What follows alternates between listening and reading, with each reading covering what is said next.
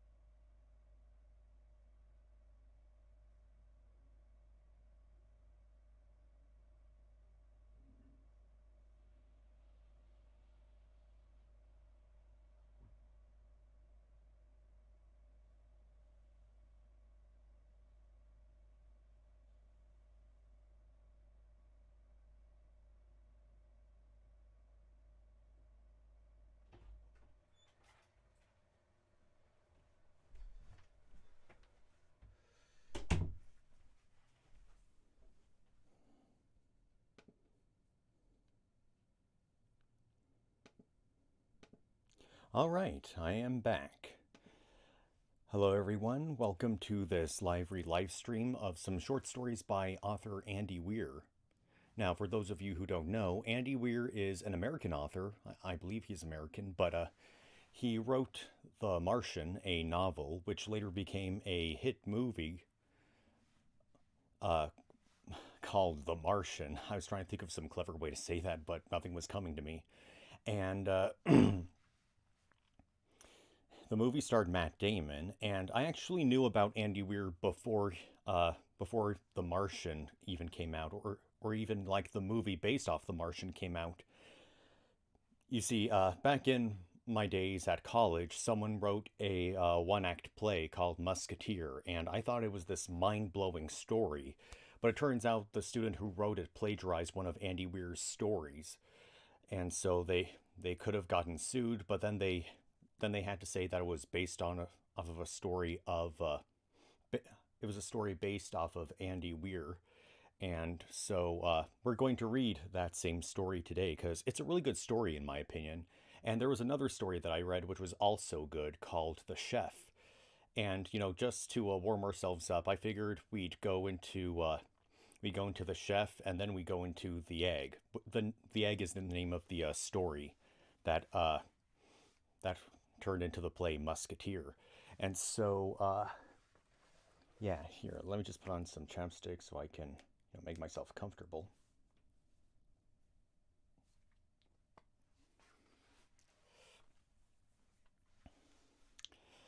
But, I'm just gonna, wait for some people to show up, kind of like yesterday with the Edgar Allan Poe read. Here, let me see if I can look up. Here, look. Interesting facts about Andy Weir.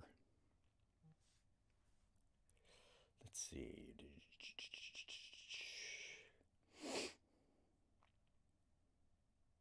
Yeah, he's American, all right. Bookbrowse.com. Oh, this is interesting. Listen to this. Hey, go away. Andy Weir biography. Andy Weir was first hired as a programmer for a national laboratory at age 15 and has been working as a software engineer ever since. He is a lifelong space nerd and a devoted hobbyist of subjects like relativistic physics, orbital mechanics, and the history of manned spaceflight. The Martian is his first novel. Okay, like that's one little thing. Let's see. He's an American novelist whose debut novel in 2011, The Martian, was later adapted into a film of the same name, directed by Ridley Scott in 2015. He received the John W. Campbell Award for Best New Writer in 2016. He also worked as a computer programmer for much of his life. Weir was born and raised in California, the only child of an accelerator physicist father and an electrical engineer mother who divorced when he was 8. Weir grew, Weir grew up reading classic science fiction such as the works of Arthur C. Clarke and Isaac Asimov. At the age of 15, he began working as a computer programmer for Sandia National Laboratories. He studied computer science at UC San Diego, although he did not graduate. He worked as a programmer for several software companies, including AOL, Palm, Mobile Iron, and Blizzard, where he worked on the video game Warcraft 2 Tides of Darkness. Oh, that's interesting.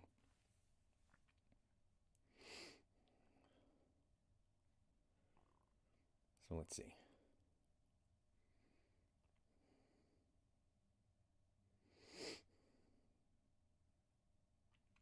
Weir began writing science fiction in his 20s and published work on his website for years. He has also authored a humor webcomic called Casey and Andy, featuring fictionalized mad scientist versions of himself and his friends, such as writer Jennifer Brozak from 2001 to 2008. He also briefly worked on another comic called Cheshire Crossing, bridging Alice in Wonderland, Peter Pan, The Wizard of Oz, and Mary Poppins. The attention these gained him has been attributed as later helping launching his writing career, following the failure to publish his first novel attempt called Theft of Pride. His first work to gain significant attention was The Egg, a short story that has been adapted into a number of YouTube videos, a one-act play, and is the overarching concept of Everybody, the third album of American rapper Logic. Weir is best known for his first published novel, The Martian. He wrote the book to be as scientifically accurate as possible, and his writing included extensive research into orbital mechanics, conditions on the planet Mars, the history of manned spaceflight, and botany. Originally published as a free serial on his website, some readers requested he make it available on Amazon Kindle. First sold for 99 cents, the novel made it to the Kindle bestsellers list. Weir was then approached by a literary agent and sold the rights of the book to Crown Publishing Group. The print version, slightly edited from the original, of the novel debuted at number 12 on the New York Times bestsellers list. The Wall Street Journal called the novel the best pure sci-fi novel in years. It was made into a film starring Matt Damon and Jessica Chastain, which was released October 2nd, 2015. In 2015, Weir announced he was working on his second novel, provisionally titled Zek, which he described as a more traditional sci-fi novel with aliens, telepathy, faster-than-light travel, etc. A fan fiction story written by Weir, Lacero, was published in the 2016 edition of Ready Player One, making it canonical to the book's fictional universe. The work functions as a prequel to the main novel. Also in 2016, Weir released the Principles of Uncertainty collection of short stories on the Tapas app platform for short fiction. That's interesting. I didn't know that he wrote a fan fiction for Ready Player One. But I'll have to check that out, because I actually read Ready Player One. Well, I listened to the audiobook, which was narrated by Will Wheaton of Star Trek fame and tabletop fame.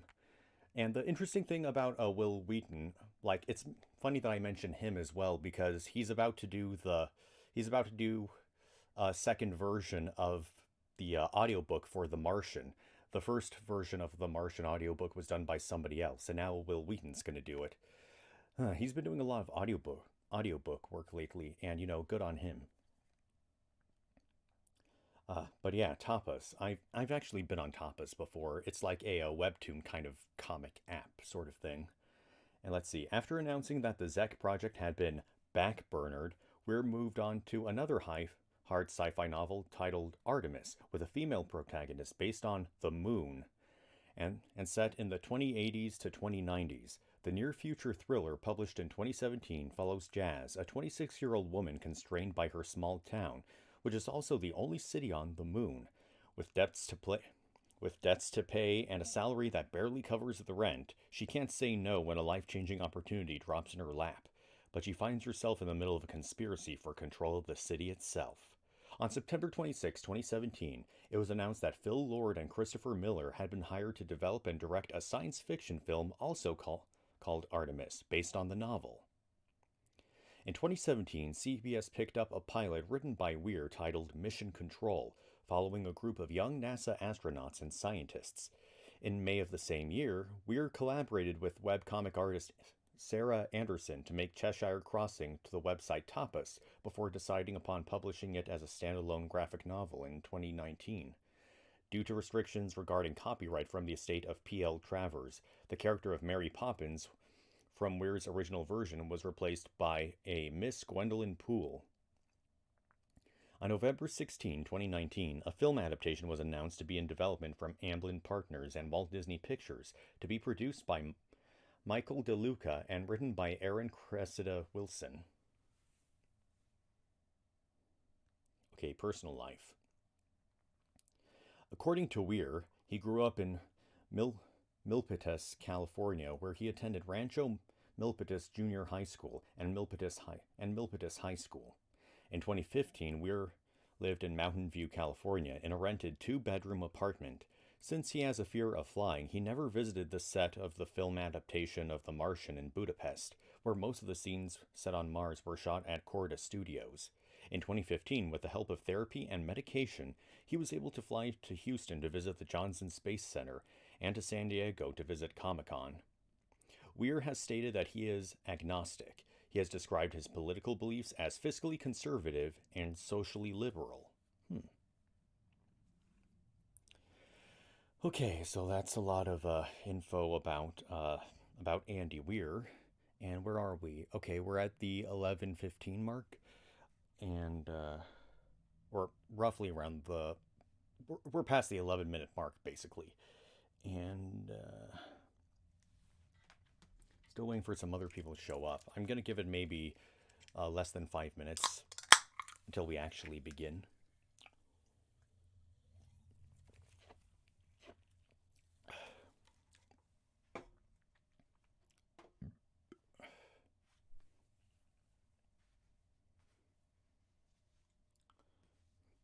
I mean, was it because it said, "We'll be right back" at the beginning of the stream that maybe someone saw? Oh, hey, Zam Kirby, how's it going? Yeah, you came at just the perfect time, dude.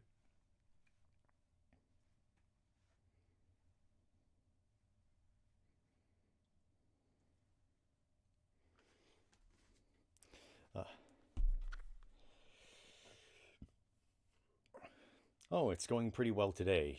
Kind of had a lazy morning, but here I am. I'm starting to get my energy back. Been doing a lot of reading lately. I mean, other than this stuff, I've been doing a lot of reading lately. But speaking of which, here, let me go to Andy Weir's website.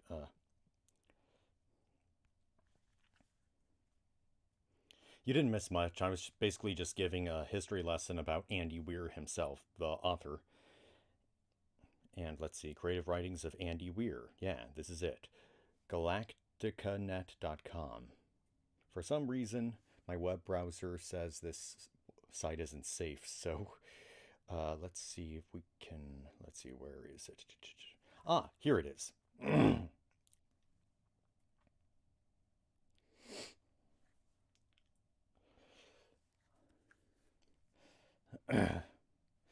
So, how about we get the show started? Sound good to you?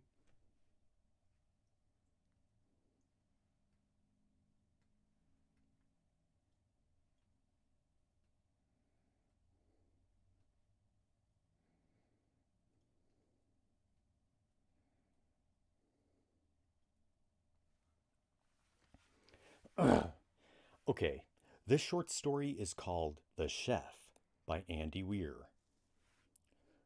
Doris, the doctor said. Hmm? Doris, do you know where you are? Certainly, Doris replied. I'm in a hospital. Good, good. Do you remember what happened? Doris furrowed her brow. Not all of it, no. I think there was an explosion. Yes, that's right, the doctor confirmed. You were very lucky, Doris. Your father's entire kitchen was destroyed by the explosion. It's a miracle that you survived with only minor burns. I suppose it is, Doris smiled. Do you know who I am? Are you my doctor? Doris guessed. That's right. I'm Dr. Mitchell. A pleasure to meet you, Doctor, Doris said politely. We've met a few times before, actually, the doctor said. You've been my patient for almost a week. Your memories are a bit jumbled. Oh, I see, Doris said.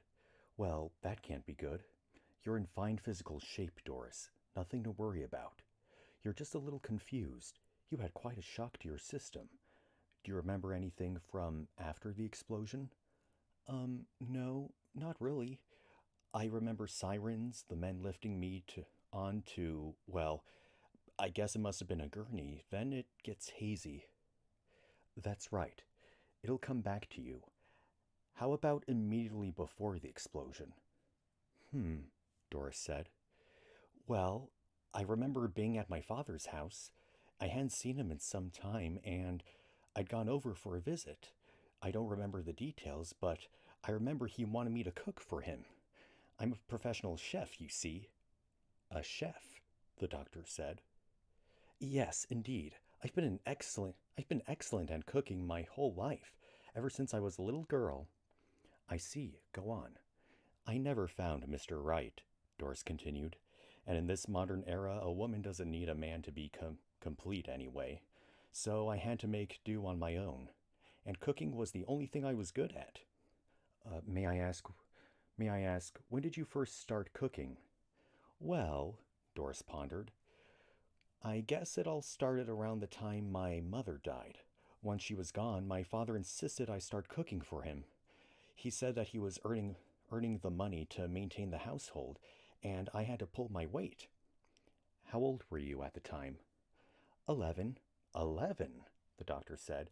That's pretty young to be cooking. Doris shrugged. It was no different at 11 than it was at 35. I was a little smaller and things were harder to reach, but with experience I got to be as good as any adult. How often did your father make you cook for him? Pretty much every evening. On weekends he'd want lunch as well. Occasionally he'd want breakfast, but usually not. Did you resent it? Doris looked back at the doctor. Funny you should mention it. Yes, I did resent it.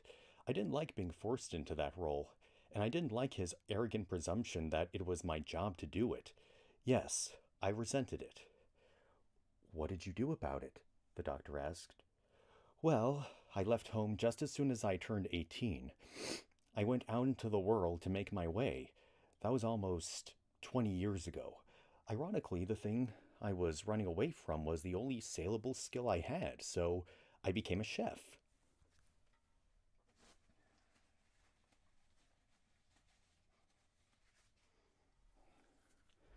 How did that work out? At first, not well, Doris admitted. I was working in terrible venues. People didn't care about professionalism or presentation. They just wanted a quick meal and to be on their way. I hated it, but I pressed on. Then I learned how to market myself. I found the right places to advertise and made the right contacts. I started moving up in the world of cooking. There is no shortcut, I can assure you. Becoming an expert at your profession, be it chef or doctor, requires a lot of hard work. In time, I earned a name for myself. I became a commodity. People would call me and offer me jobs instead of me asking them. I started charging more, and people were willing to pay. I would do private parties, large groups, even invite premier clients and their friends over for a custom meal of my own home. A custom meal in my own home. After all, the business they got for me was well worth giving up an evening for. And during this time, the doctor said, you never visited your father? No, Doris said. I guess I still resented him, she said. Irrational, I know, but there you have it. Emotions aren't always rational. So, how did you end up at your father's house the day of the explosion? Well, I decided it was time to drop by, Doris explained. I figured I couldn't hold a grudge forever. It had been 20 years. Maybe things didn't go well for us back in the old days, but I was an adult now, and I figured I at least owed him a visit or two. He did raise me after all. And how'd that go? Well, like I said, the first thing he wanted me to do. Well, the first. Well, like I said, the first thing he wanted was for me to cook him a meal. I'll be honest, it kind of made me angry. After 20 years, he hadn't changed. Not at all. Not one little bit. I was pretty disappointed. So, so what did you do? I went to the kitchen, Doris said. What else could I do? He followed me in there. We chatted for a bit while I got ready to cook him something. It was a gas stove, and I must have inadvertently turned on the gas while talking to my father, then forgotten that I did so. Then I turned on another burner and tried to light it. That's pretty much the last thing I do remember. Dr. Mitchell leaned back in his chair. Doris, can I ask you a question that may seem completely out of the blue? Doris shrugged. Whatever you like, Doctor. He took a deep breath, then let it out uneasily. Looking in her eyes, he asked, What's the difference between a teaspoon and a tablespoon? What? Doris said, taken by surprise. A teaspoon and a tablespoon. What's the difference? A teaspoon is a spoon used to stir tea, Doris explained, while a tablespoon is used for other eating uses, such as soups, custards, and desserts. Dr. Mitchell rubbed his brow. No, Doris. Teaspoon and tablespoon are both units of measure used by chefs all around the world. Any professional chef would know that. Even ordinary people who cook at home would know that. You're not a chef, Doris. You never have been. Doris snorted. Well, that's just ridiculous. Of course I am. I've been doing it my whole life. No, you haven't, Dr. Mitchell said. I have your criminal record. You've been arrested for prostitution 7 times over the last 20 years. Doris stammered, incredulous. That's utterly absurd. You've obviously mixed up my file with someone else's. What kind of hospital is this? It's a mental hospital, Doris. You killed your father in that explosion, and you were trying to kill yourself, too. No, Doris yelled, struggling at her restraints. That's not true. I'm a chef. You transpose sex with cooking, ever since you were 11. It was a defensive mechanism. It was the only way you were able to survive. No, Doris screamed. But you were strong, Dr. Mitchell said. Stronger than he thought. Strong enough to run away. Strong enough to survive by selling yourself. And strong enough to come back and get revenge for what he'd done to you. Doris groaned. He's dead, Dr. Mitchell said. He can never hurt you again. He's dead and you killed him.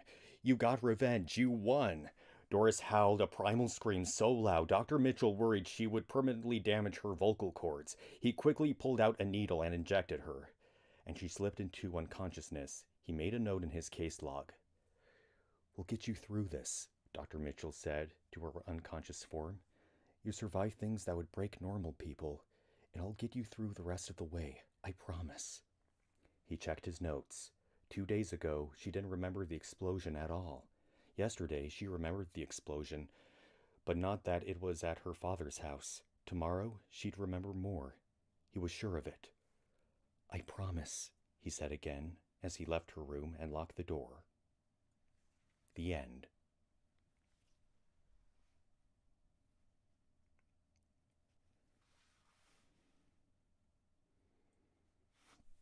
So, what'd you think?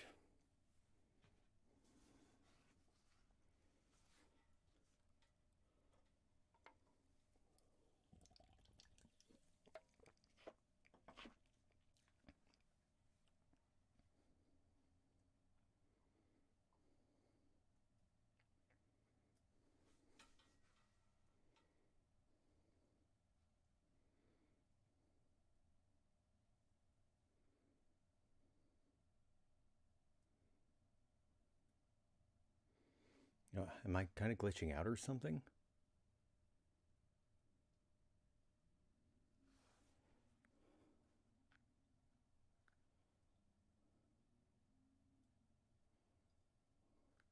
Jeez Louise.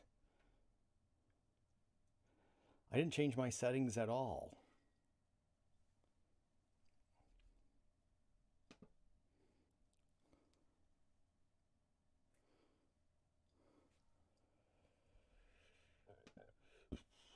Freaking lag.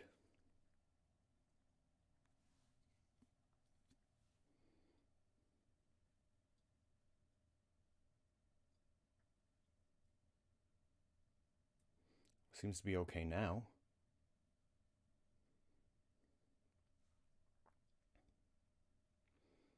You still there, Zam Kirby?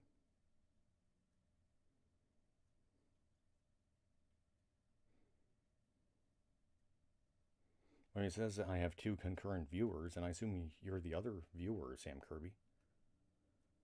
Oh, okay, cool. Uh, was the story interrupted at any point?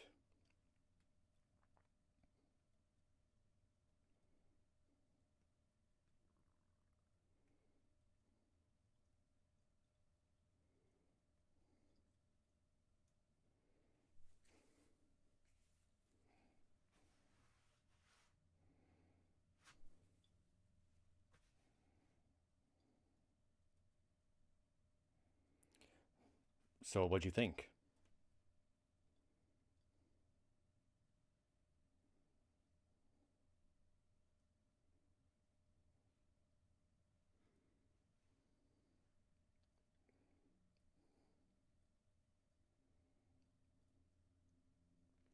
Oh, there's a little, I forgot to mention, there's a little author's note at the bottom. It says, author's note, now read it again. So now that we know everything, like, in, okay, since we now know the big twist at the end, in time I earned a name for myself. I became a commodity. People would call me and offer me jobs instead of me asking them. I started charging more and more, and people were willing to pay. I would do private parties, large groups, even invite premier clients and their friends over for a custom meal in my own home. After all, the business they got for me was well worth giving up an evening for. So, yeah,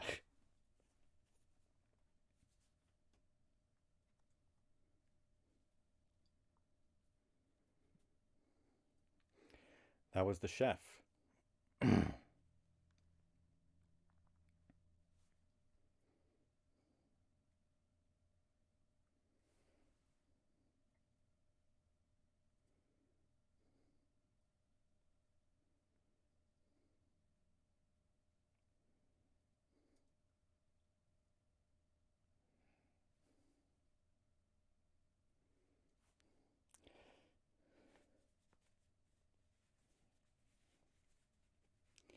And now, how about we read Andy Weir's? Oh yeah, you just you just processed it now.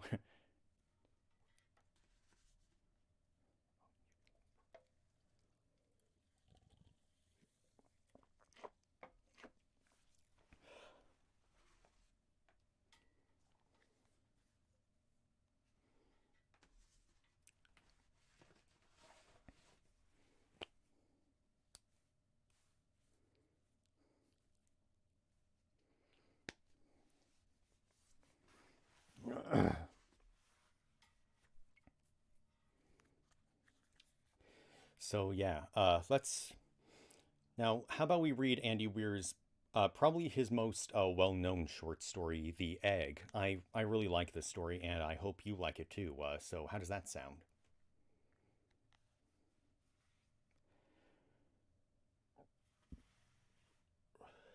All right. Hang on a sec. I need to do something. Oh, hey, am I stuttering a little bit?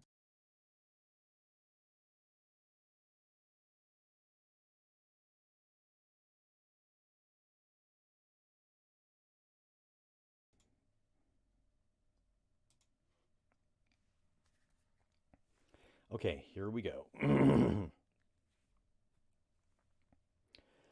The Egg by Andy Weir. You were on your way home when you died. It was a car accident.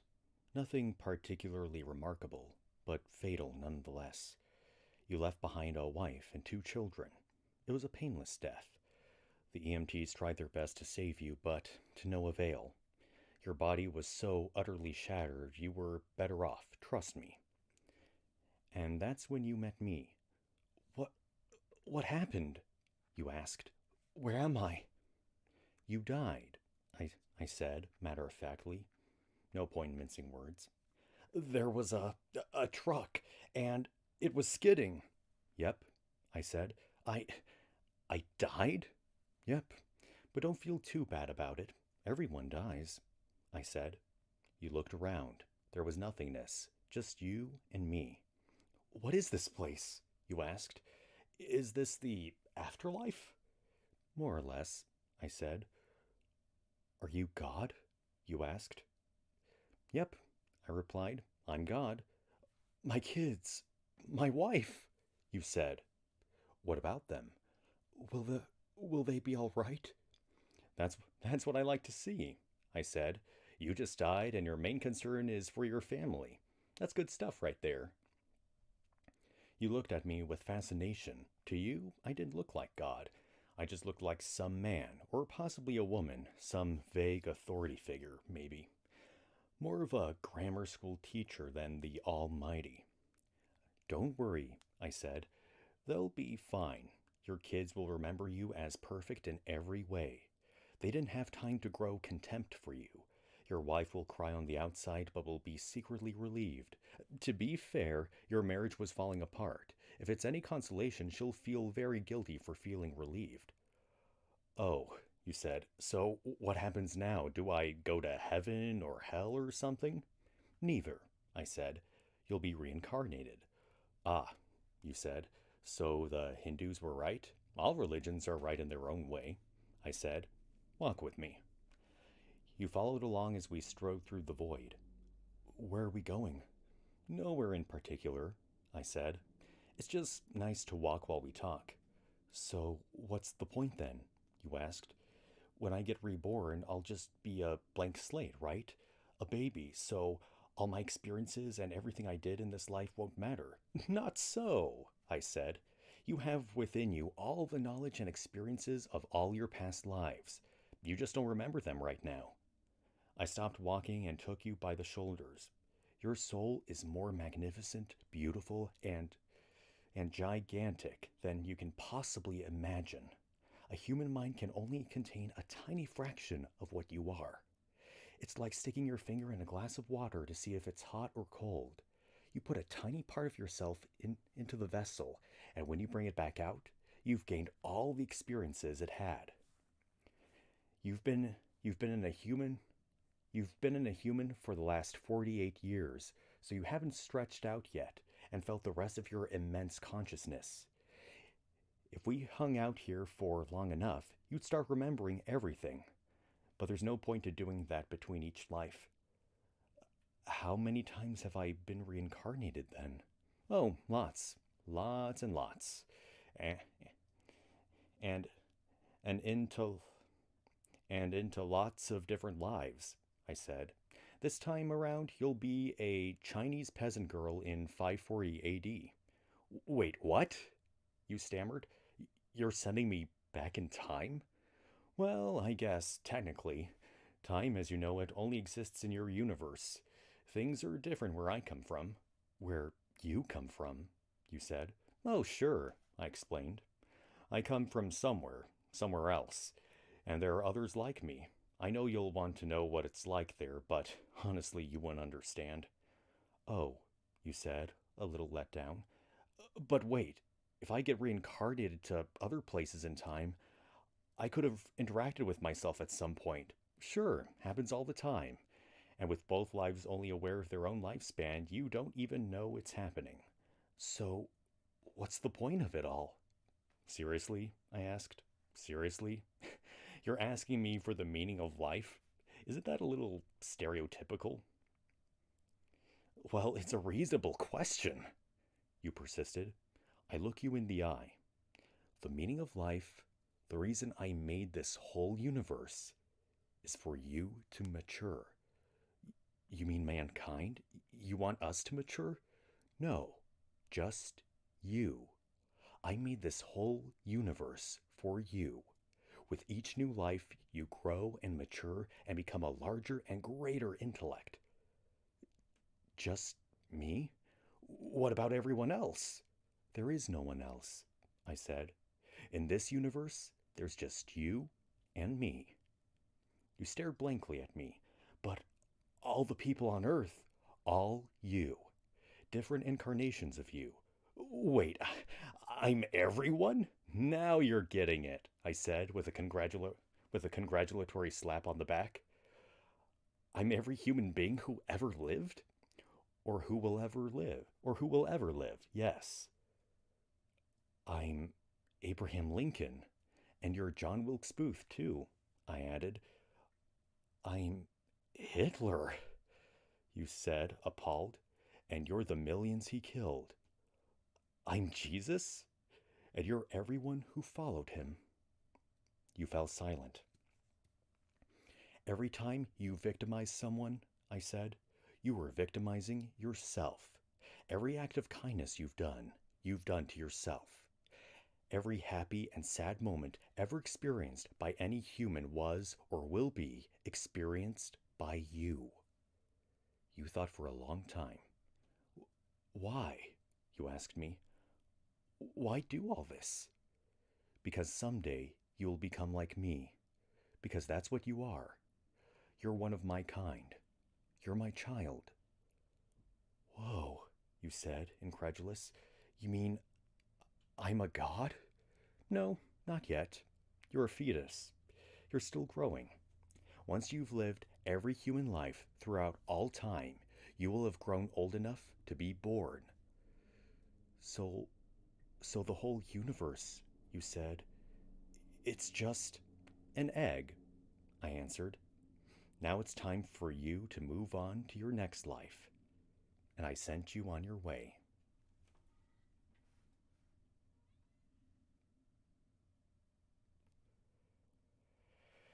And that was the egg. I don't know about you, but I got chills on my arms.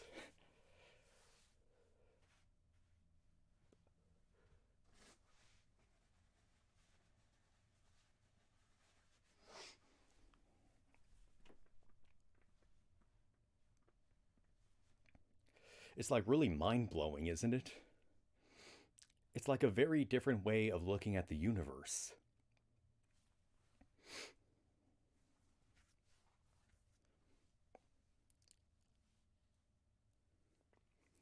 It's basically the story of a father sending his son or or daughter or whatever out into the universe and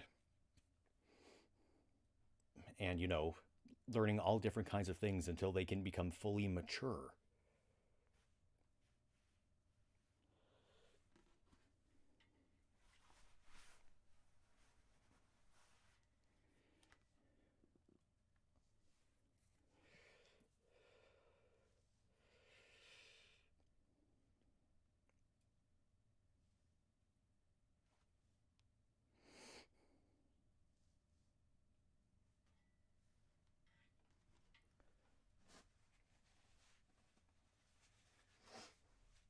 I mean, if this was how the universe worked, for all you know, I am talking to myself right now, or you were talking to yourself right now.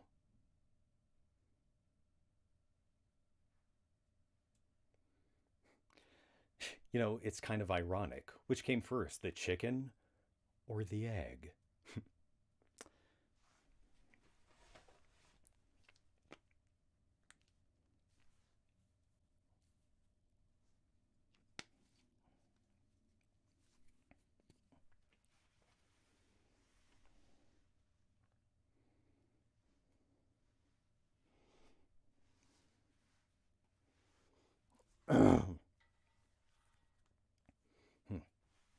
Wow, it's a lot earlier into the stream than I thought it was.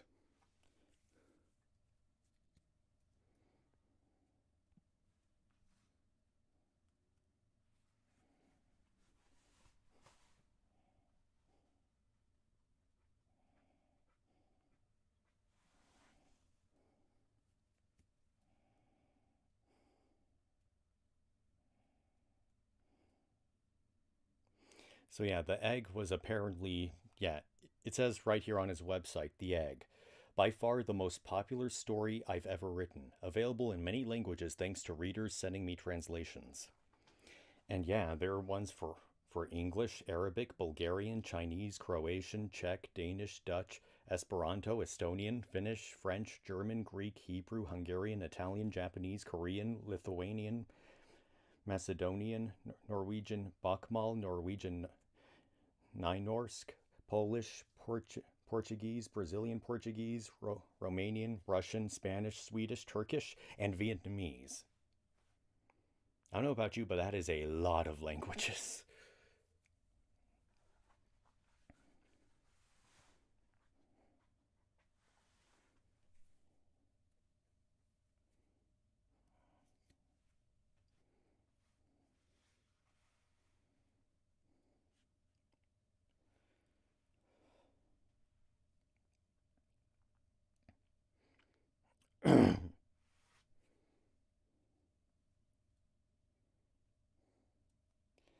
Here, to be fair, those are like the only two Andy Weir short stories that I've ever read.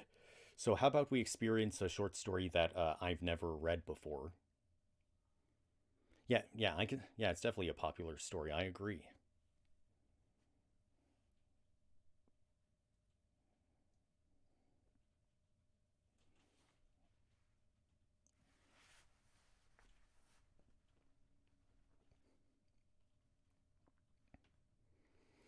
Okay, this one is called Access.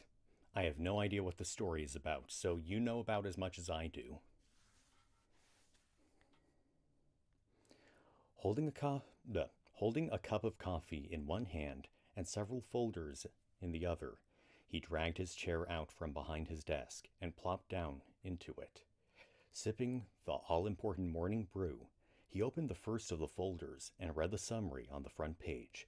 It was a minor matter, but something he'd need to deal with eventually. Some things just couldn't be delegated to subordinates. Glancing over at the ornate clock on his large oaken desk, he shook his head at the time. 7 a.m. A later start than he would have liked. He probably would have to work until midnight again. "Oh, hey," she said sleepily. "You're here." He looked up. "Hmm?" She lay on one of the two fine couches that adorned his office. Stretching, she yawned and rubbed her eyes. Damn, what time is it? 7, he said, returning to his reading. Oh, for Christ's sake, she groused.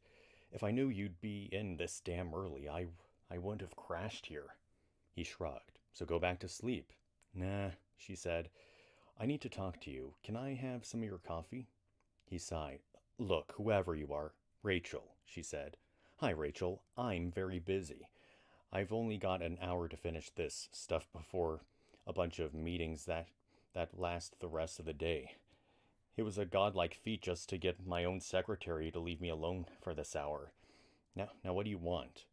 Well, that's kind of complicated, she said, sitting in a chair across the desk from him. I think we can help each other. Oh, really? What's a teenager going to do for me? I'm 23. Good for you. She leaned back, putting her feet up on his desk. Thing is, I have a superpower. This desk is an antique, you know, he said. Oh, I know what you're thinking. I'm just some crazy girl off the street. But I really do have a power, or something. Don't know what you'd call it. Seriously, it's like 200 years old. Get your feet off it.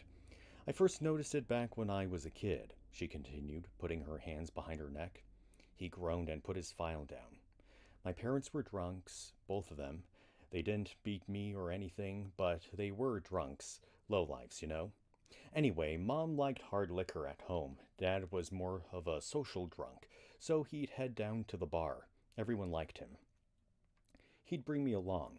He knew Mom would be passed out soon, and he figured a bar was safer for a 10-year-old girl than an apartment with no supervision. It was cool. I was kind of a mascot there. One time, the bar got raided by the cops for letting the local high school punks in without checking IDs. I was there at the time. Nobody cared about me being there, but they wrote up the bar for all the teenagers. Technically, the cops would have written them up for me, too. That would have been a clue, but I was too young to pick up on it. Pick up on what? He interrupted. You'll see, she said. He rolled his eyes. When I was 12, Mom sent me to 7-Eleven to get her a bottle of dinner. I knew they wouldn't sell me liquor, but she gave me candy money too, so who was I to argue? When I got there, the place was being robbed. We lived in a pretty crappy neighborhood. It wasn't that uncommon. A guy in a mask had the owner down on the floor, holding a shotgun to his head. The robber looked at me, then went back to threatening the shopkeeper. I said, "Hey, mind if I take some booze?" He just said, "Whatever." So I did, and some candy too. Then I left. "Huh," he said. "You're lucky he didn't shoot you or take you hostage. Still not seeing a superpower." "Hush," she said. "When I was 14, I was in the best clique. No angst-filled high school years for me. I ended up friends with the most popular girls in school and dated the popular boys. It was awesome. Kids all over that school would have given anything to be in that group. You know what I did to get in? I sat at their table. Just, at lunchtime, I sat at their table and nobody told me not to. Eventually, they started talking to me and got to like me. That sort of thing. Anyone else who got within a mile of the table got extreme bitch treatment if they were a girl, or massive wedgies if they were a boy." "So," he said, folding his arms, "your superpower is to be popular?" "Don't be an ass," she said. "Anyway, in high school, I wasn't the Virgin Mary, you know. Around 16, I started having my share of fun with the popular boys. Nothing outrageous, but a string of boyfriends during my junior and senior years. One time, I was with my boyfriend when his mom came home unexpectedly. I should point out she was a hardcore Christian who thought her boy was a perfect angel. We were busy when she got home, so we didn't notice till she opened the bedroom door. All we had time to do was throw a blanket over ourselves. There we were, both of us in his bed, staring back at her. Know what she did? She told us she'd gotten Chinese takeout and headed back downstairs. Weirdest experience of my life up to that point." She probably didn't know how to react, he speculated. "I bet her son caught hell for it later." "Nope. She never minded me for being there. I could come over any time I wanted. Till I dumped him. He was a loser, trust me. I barely graduated from high school. No college would take me, and it wasn't like I could pay for it anyway. Mom and Dad figured I was ready to join the real world and stop being a drain on them. So I got a job waitressing. Then I lost it because I was an unreliable smartass who never showed up for work. That was the beginning of my homelessness career. It wasn't too bad. I would do short-term jobs from time to time and lived in a tent. Anyway, one day it was raining buckets and the wind was like 40 miles an hour. The tent rode off to the sunset, so now I was in a downpour and had no tent. I decided I was going to get out of the damn rain no matter what. I'd break into the first house I saw and surrender to whoever was in it. I'd be out of the rain right away, then the cops would come and take me to a nice dry cell. So that's what I did. I wasn't quiet or subtle. I bashed in a window with a garbage can, scraped the shards out of the way with the lid, then climbed in. I stumbled through the dark living room onto a couch and waited. About 10 seconds later, the lights came on. A terrified-looking man with a baseball bat stared at me from the doorway, his wife peeking out from behind him. Once they saw me, they both let out a heavy sigh of relief and went back to bed. "Wait, what?" he said. "What?" "Yep." "That makes no sense." "Right," she nodded. "Did you know them from before or something?" "Nope. First time we ever met." "Can I continue?" Sure, okay." So anyway, I stayed at their house for weeks and they never complained. They even chatted with me. I can't say we became friends. In fact, I could tell they resented me for being there. But they never kicked me out. That's when I started to realize something. I'd never been kicked out of anywhere. Ever. So I decided to put it to the test. Somewhere small to start with.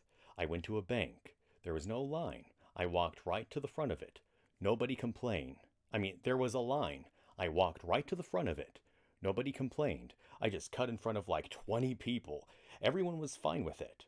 All right, on to phase 2. They had a security door where the tellers could go in and out. I waited by it, then followed one of the tellers when they buzzed her in. Nobody cared. I even said hi to everyone and introduced myself. So I grabbed a handful of money from one of the drawers. "Hey, what the hell are you doing?" someone said. Oh, my bad, I said, putting the money back. I knew. Then everyone was happy again. Seriously? He asked. Yeah, seriously. 'Cause it sounds like bullshit, he said suspiciously. I did some more tests over the next few days. As far as I can tell, everywhere I go, everyone thinks I'm supposed to be there. Yep, he said, definitely smelling that bullshit now.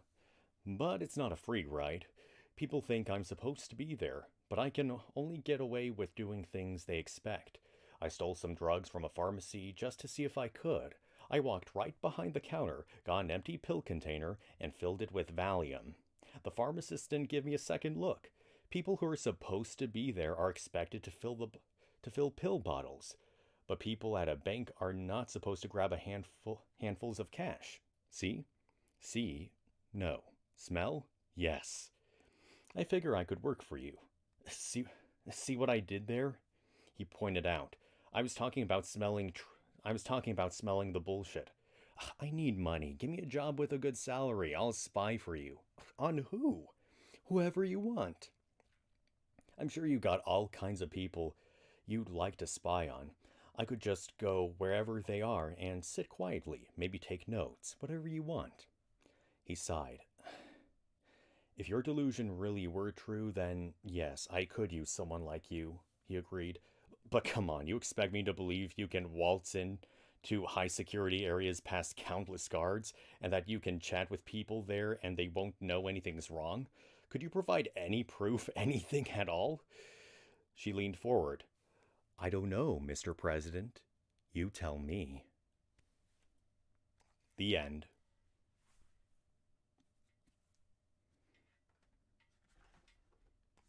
Dun dun dun dun dun dun.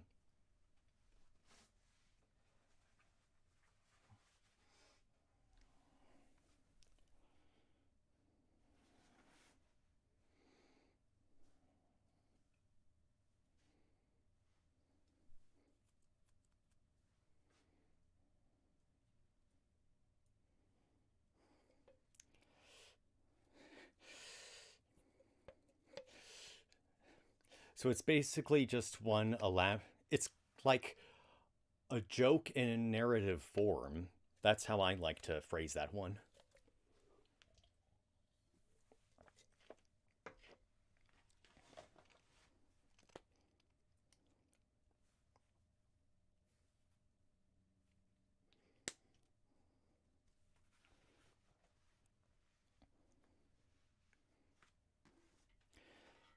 Huh.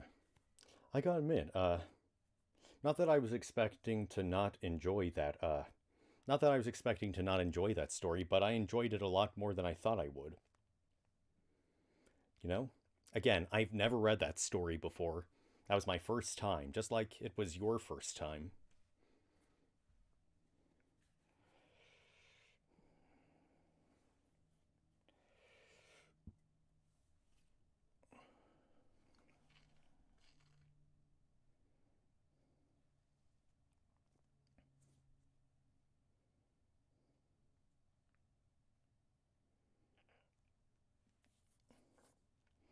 So, we're close to reaching the hour mark. How about we read one more story and then call it a day? Is that okay?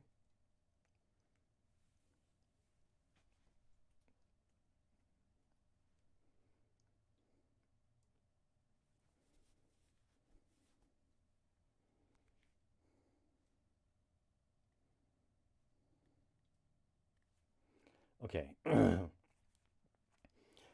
I'm basically just going down a list at this point. So, this one is called Annie's Day. Annie's Day by Andy Weir. I didn't want to wake up at 6 a.m., especially on a Saturday, but the man I was cuddled up to was a morning person. Paul got up god awful early as usual. I had to endure temporary wakefulness as he removed his arm from under my head. Then he ran his fingers lovingly through my hair while trying to convince me to wake up. Tip for all you guys out there: if a woman is asleep, let her sleep. If you're anything other than newlyweds, if you're anything other than newlyweds, she does not want you groping her in the morning. He finally gave up and went off to whatever the hell morning people do. I fell back asleep within minutes. I awoke at the more reasonable hour of 10 a.m. and trudged to the kitchen to get some breakfast. Paul was at the table with the electric can opener in 100 pieces. It had broken the day before and would only cost $10 to replace, but he'd rather spend hours fiddling with it than admit defeat. I indulged his idiosyncrasies to a point, but I also wanted us to have a functional can opener. He had one day to fix it or buy a new one.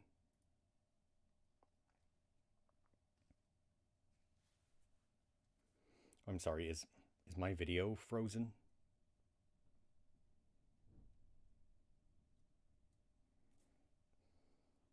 Sorry, I just noticed that. Yeah, the video preview looks like it's stuck. Come on, unstuck yourself. In OBS, it looks fine.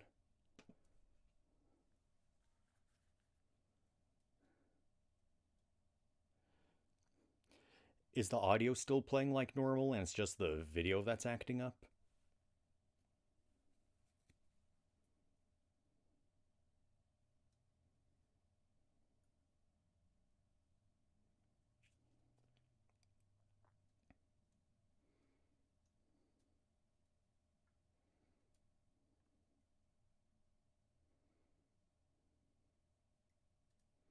Oh, it is?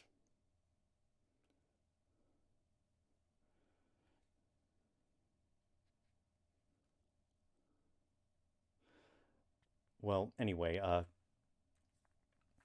so yeah, one day to fix it or buy a new one. As Paul worked on the can opener, Billy watched TV in the living room. Billy was 16 years old. His mother, Paul's ex-wife, left a decade ago. In the 5 years since I moved in, I watched Billy grow from an annoying kid into a man who looks like his father. I've grown to like him. I really like him. A lot, in fact. I want to feel his hands all over my body. Anyway, Paul and Billy went off to watch a baseball game, so I had the day to myself. I started with a leisurely bath. Then I took advantage of the beautiful weather and sunbathed in our backyard. It was nice while it lasted, but the wind started to pick up, so I gave up on it. I dropped in on Mrs. Marlowe down the street. She's 84 years old and always happy for the company.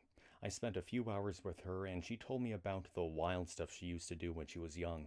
She told me the stories before, but she was a nice old lady and I didn't have anything better to do. On my way home, I passed by Dwayne and Sally's house.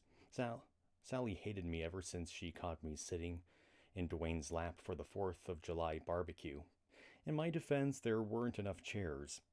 Maybe his hands wandered a bit and I didn't discourage him, but it was his fault as much as mine.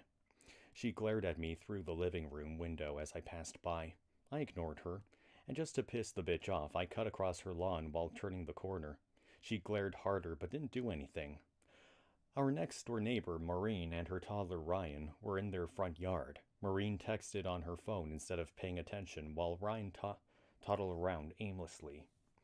Once he saw me, he meandered in my direction and extended his arms for a hug. I slapped him across the face. I hate children. I casually went into my house, leaving the crying Ryan and clueless Maureen behind. Passing the kitchen table, I saw the various pieces of can opener laid out, neatly organized. I took one of the small pieces and hid it under the refrigerator.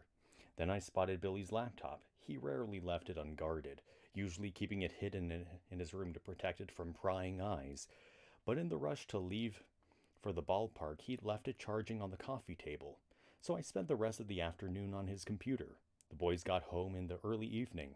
Paul worked on the can opener for a while before giving up in frustration. Billy didn't notice I'd been on his laptop. How could he? I left it exactly as I'd found it. Paul went to bed at 10 p.m., like always. I rarely went to bed when he did. I usually joined him hours later, but tonight would be different. Tonight I had a plan. I just couldn't hold back my feelings any longer. Billy played video games in his room until midnight. I waited patiently until he shut the lights off. I summoned my courage in the hallway and finally did what I'd been wanting to do for months. Pushing the door ajar, I slipped in his bedroom. He lay under the covers, not quite asleep. He hadn't noticed me come in. I was deliberately quiet, and it was too dark to see. Sneaking to the side covers. He sure noticed that. Startled, he wasn't sure what to do. I didn't give him time to think. I pressed my naked body against his bare chest. We'd never done anything remotely like this before. Now it was time to see if my gamble paid off. What would he do? He caressed my body, slowly at first, and then with more vigor as I writhed joyfully. I loved everything he did to me, and I let him know it. After a while, we fell asleep together. Hey, bud, Paul said, leaning into Billy's doorway. I made breakfast. Okay, Billy said, waking up. I'll be right out. Huh, Paul said, taking in the scene. Annie slept with you last night? Yeah, Billy said, looking over at the cat. First time she's ever wanted me to pet her. Okay. Okay, that was... I knew this was going somewhere strange, but I wasn't expecting that. Okay, that is...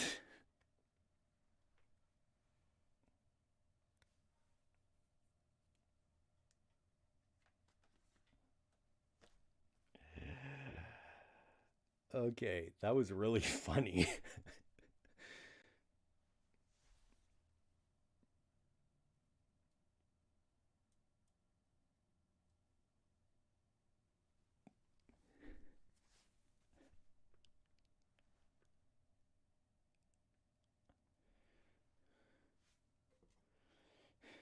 But yeah, looking back, suddenly the story makes a whole lot more sense.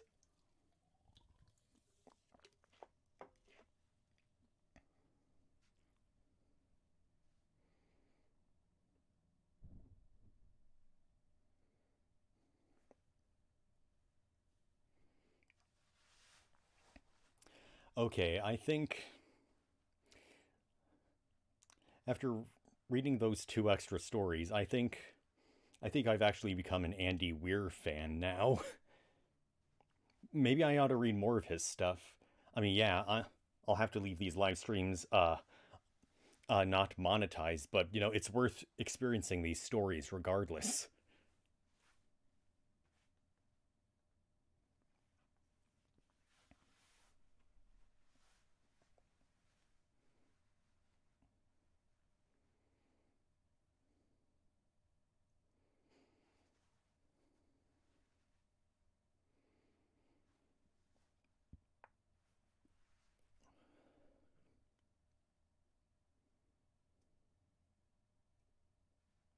And I don't know about you, but I think there's something that's a bit more rewarding just, reading some short stories than, reading a bunch of reading entire novels, during these live streams. I mean, don't get me wrong, we've had some amazing moments with novels, such as with Animal Farm, 1984, Alice in Wonderland. That was another really good one.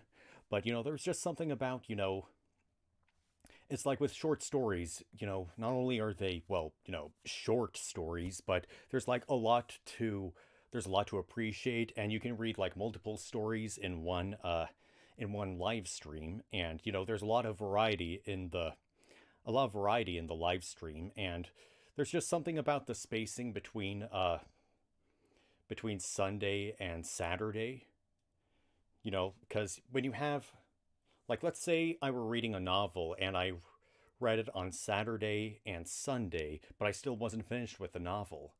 You have People would have to wait, like an entire week, for the upcoming Saturday just to experience more of the story. And I mean, given with how society is nowadays, they have, somewhat short attention spans. And so sometimes people might not be interested in the story anymore at this point. And I know people who, watch these streams, they more likely than not will want to, like stick around and see what happens in the story next. But there's just something about, finishing a succession of stories and then moving on to just a next set of stories. You know what I mean?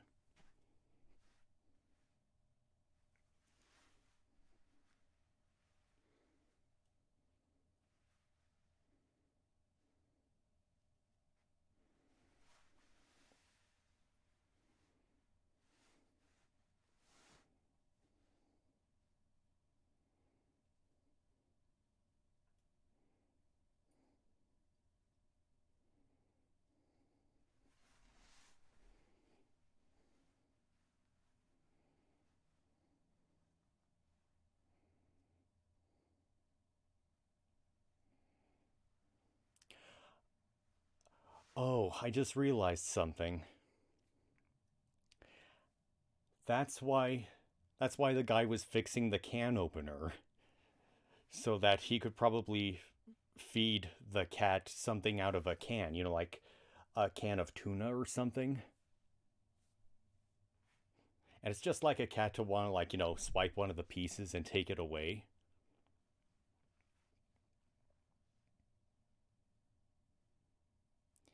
Like at first it was like this is the creepiest woman who ever existed. Like I just automatically assumed it was a human, but now that it's a cat, it makes a lot more sense. But it's definitely a lot better, to not know that it's a cat beforehand. Otherwise, it kind of gives away the joke. You know what I mean?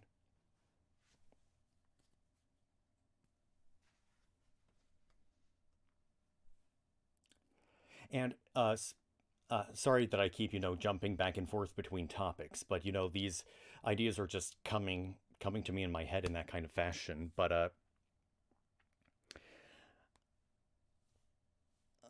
shoot, I was gonna say something. It was about variety and things like that.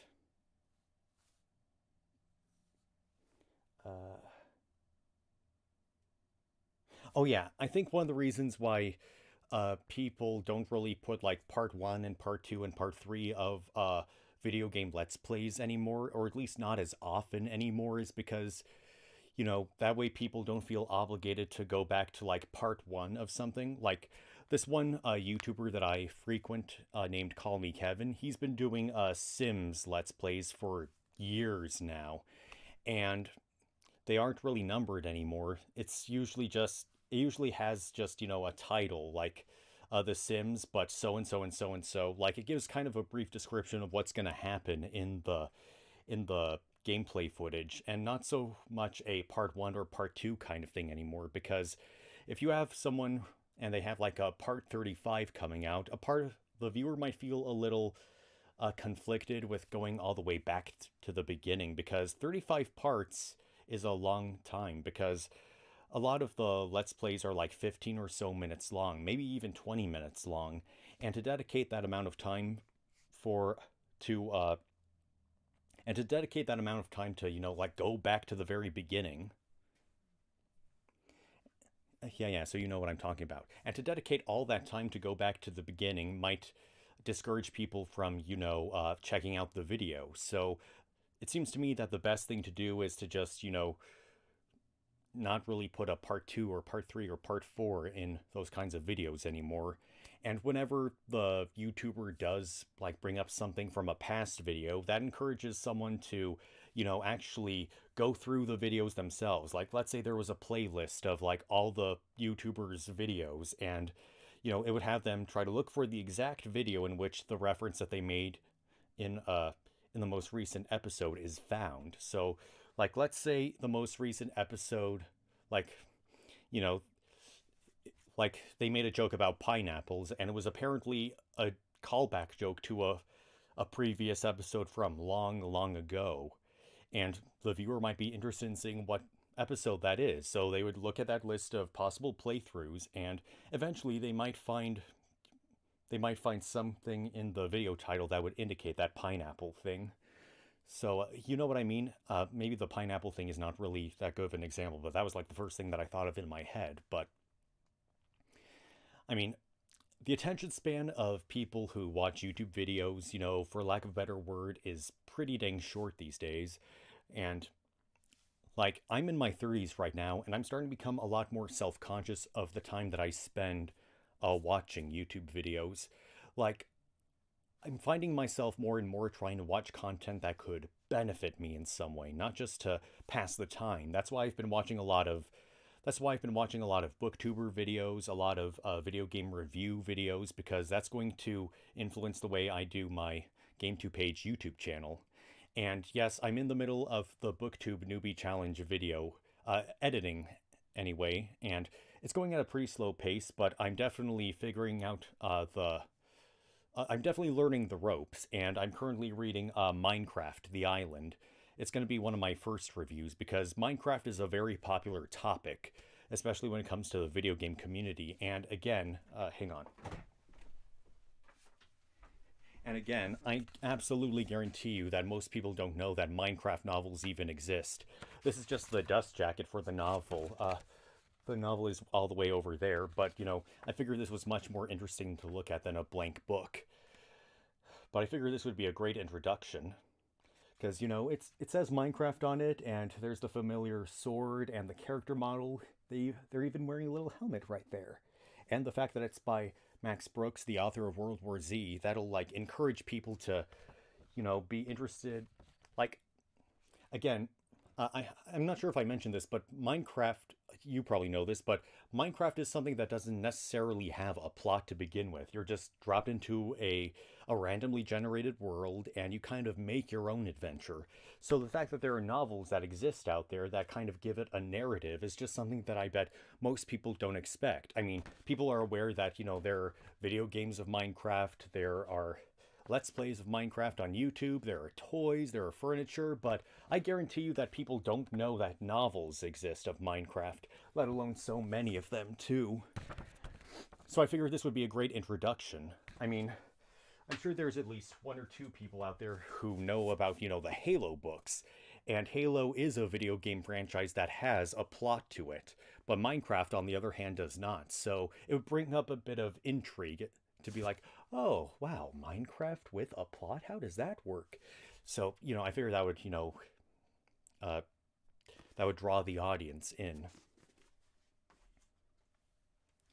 I mean, virtually every other video game novel on here has a plot in some way, or based on a franchise that has a plot to it.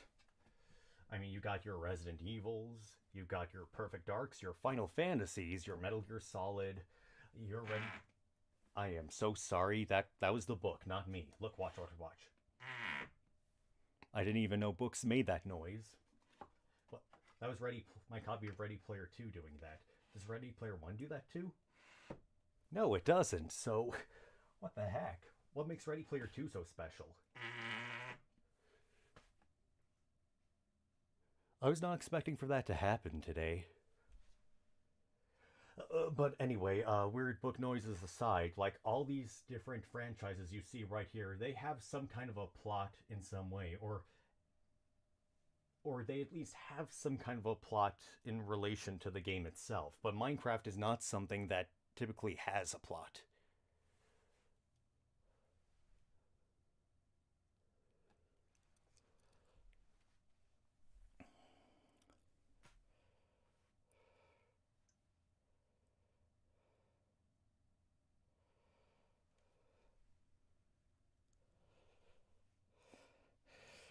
So yeah, that's my little spiel about video game novels after we just talked about Andy Weir. But I hope I got my point across. So I want to thank everyone for attending this live stream. It was a lot of fun as usual, and I'll see you all